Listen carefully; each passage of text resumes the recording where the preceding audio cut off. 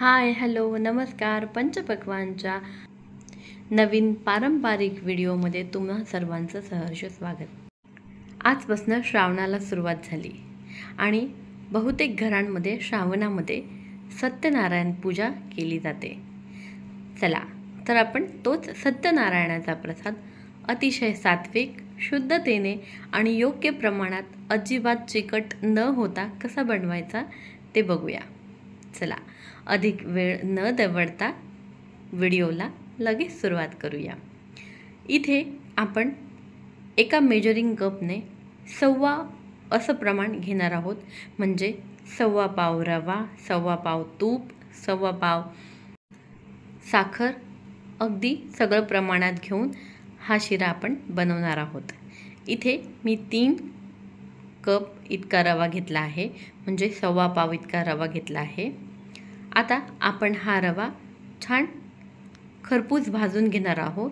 त्याआधी आपण 1.25 पाव इतकंच तूप घेणार आहोत आणि तूप छान गरम झालं की त्यामध्ये आपण मोजून घेतलेला सगळा रवा टाकणार आणि छान खरपूस मस्त सुवास येईपर्यंत आपल्याला तो भाजून घ्यायचा आहे। तूप छान गरम झालं की मगच रवा सोडायचा आहे। इथे मी गाईचं तूप घेतलं आहे आणि आपण इथे वापरणार आहोत दूध। ते दूधही मी गाईचंच घेतलं आहे।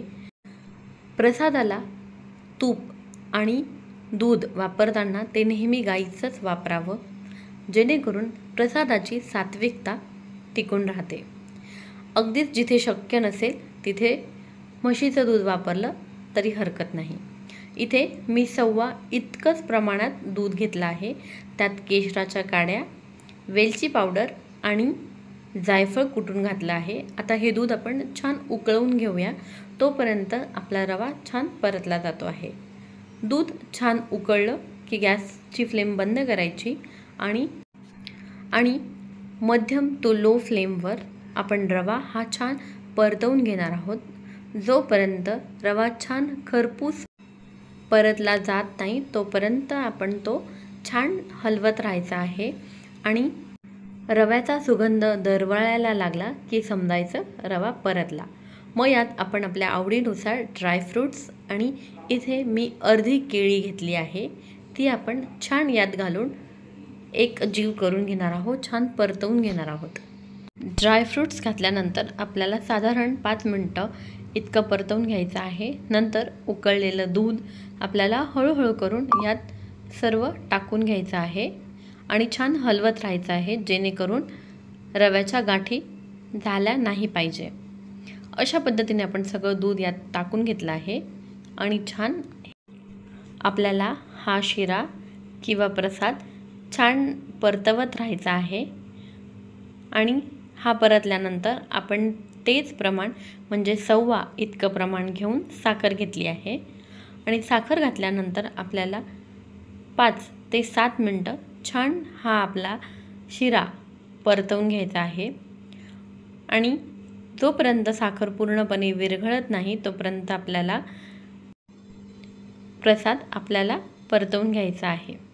आणि एकदा का साखर विरघळली की आपला प्रसाद तयार आहे। नैवेद्य भरूया।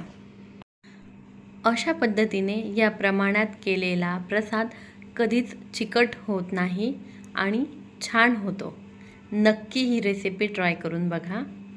येत्या श्रावणात सत्यनारायण पूजेच्या दिवशी अशा पद्धतीने प्रसाद नक्की करून बघा। व्हिडिओ आवडला असेल तर लाईक, शेअर आणि चॅनलला सबस्क्राईब करायला विसरू नका। स्वयंपाकघरात प्रेम असू द्या आणि तुमच्या यूट्यूबवर पंचपक्वान।